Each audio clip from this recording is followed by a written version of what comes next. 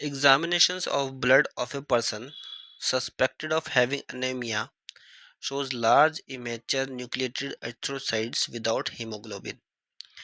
तो एक पर्सन है जो जिसको सस्पेक्ट किया गया है कि उसको जो है अनेमिया हो सकता है।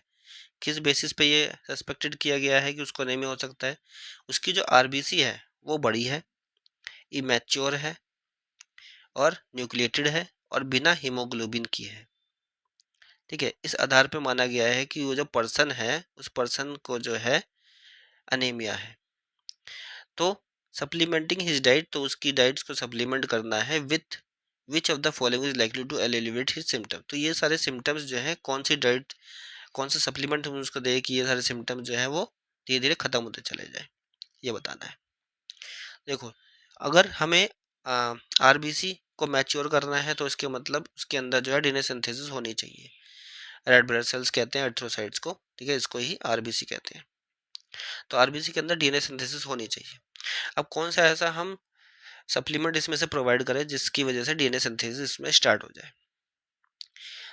तो डीएनए सिंथेसिस के लिए अगर हम आयरन कंपाउंड देते हैं तो आयरन कंपाउंड जो है अगर देंगे तो किसके लिए चला जाएगा? ये हीमोग्लोबिन को चाहिए होगा। ठीक है, हीमोग्लोबिन को मिल जाएगा आयरन, बट वहां पे डीएनए सिंथेसिस होगी तो डीएनए सिंथेसिस जो है वो नहीं होगी। डीएनए सिंथेसिस नहीं होगी, ठीक है। अब डीएनए सिंथेसिस नहीं होगी तो ज़्यादा मैचुरेशन वगैरह वाला फेस नहीं आएगा आरबीसी का। नेक्स्ट है थायमिन। थायमिन का मतलब होता है, थायमिन हम कहते हैं बी वन को, ठीक है, विटामिन बी वन को। तो थायमिन जो है, अगर थायमिन की कमी हो जाती है तो कौन सी डिसीज होती है? Beriberi. तो इसका एनीमिया से कुछ लेना देना है नहीं।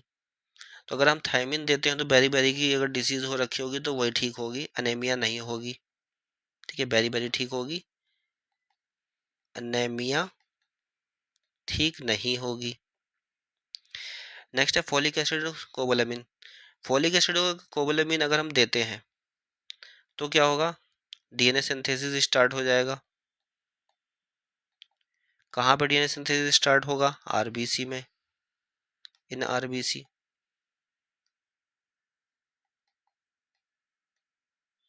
ठीक है, तो जो एनीमिया कॉज हो सकता था अगर हम सप्लीमेंट ये दे दिए फोलिक एसिड और कोबालामिन, कोबालामिन मतलब कि आपका जो विटामिन बी 12 की बात हो रही है। ठीक है, तो डीएनए सिंथेसिस स्टार्ट होगा, आरबीसी में चीज़ें बनना चालू हो जाएंगी। ठीक है, मैच्योर हो जाएगा आरबीसी और जो एनीमिया कॉज हो रहा था वो कॉज नहीं होगा, धीरे धीरे खत्म हो जाएगा उसके सिम्टम्स सारे के सारे।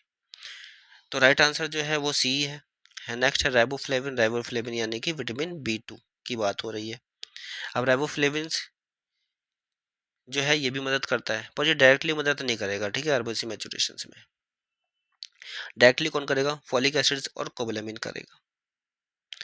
तो हमारा जो है डी, बी और ए जो है वो रॉन्ग है। राइट आंसर जो है वो है सी।